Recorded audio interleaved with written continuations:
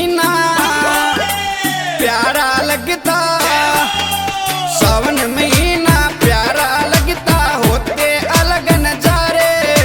सावन महीना प्यारा लगता, होते अलग नजारे। बोले जी तेरे मंदिर में,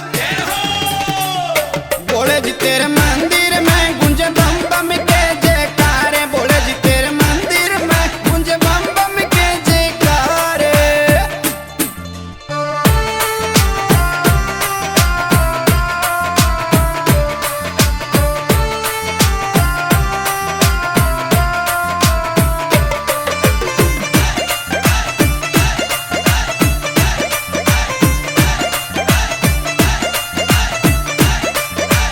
हरिद्वार और नीलकंठ का मेला सबसे ज्यादा, मेरा सबसे ज्यादा भोले, मेरा सबसे ज्यादा।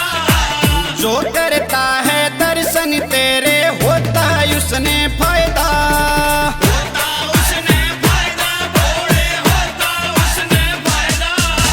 हरिद्वार और नीलकंठ का मेला सबसे ज्यादा, जो करता है दर्शन तेरे होता है उसने फायदा। तन मन भाव बने भक्ति में, तन मन भाव बने भक्ति में, बिगड़े काज संवारे। भोले जी तेरे मंदिर में, भोले जी तेरे मंदिर में गुंजे बम बम के जयकारे। भोले जी तेरे मंदिर में गुंजे बम बम के जयकारे।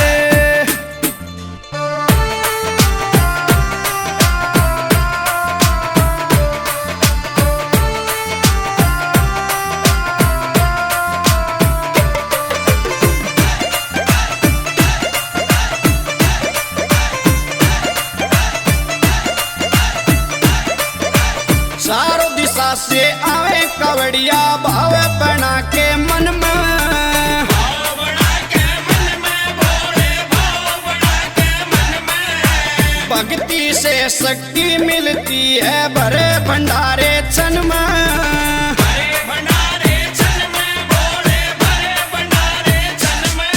वो चारों दिशा से आवे कवड़िया भाव बना के मन में, भक्ति से शक्ति मिलती है भरे भंडारे क्षण में। आशा खूब लगाई तुझ में, आशा खूब लगाई तुझ में, दास बने हम थारे। भोले जी तेरे मंदिर में, भोले जी तेरे मंदिर में गुंजे बम बम के जयकारे। भोले जी तेरे मंदिर में गुंजे बम बम के जयकारे।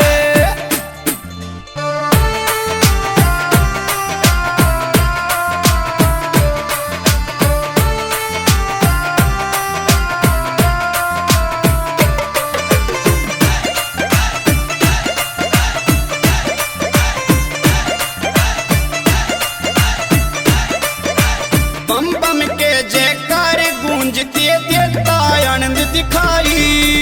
देता आनंद दिखाई भोले, देता आनंद दिखाई। झूम झूम के नाचे गावे करना आप सहाई। करना आप सहाई भोले, करना आप सहाई। ओ बम बम के जयकारे गूंजती देता आनंद दिखाई। झूम झूम के नाचे गावे करना आप सहाई।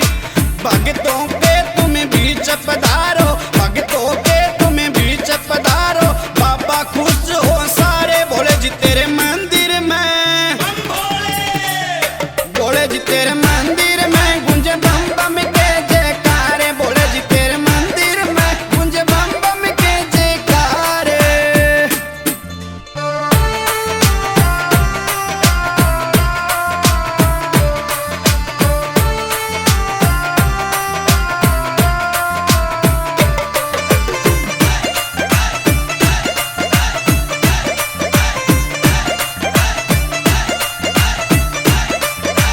बढ़िया रगड़ के भांग पिला दूं मत ना करिए टाड़ा।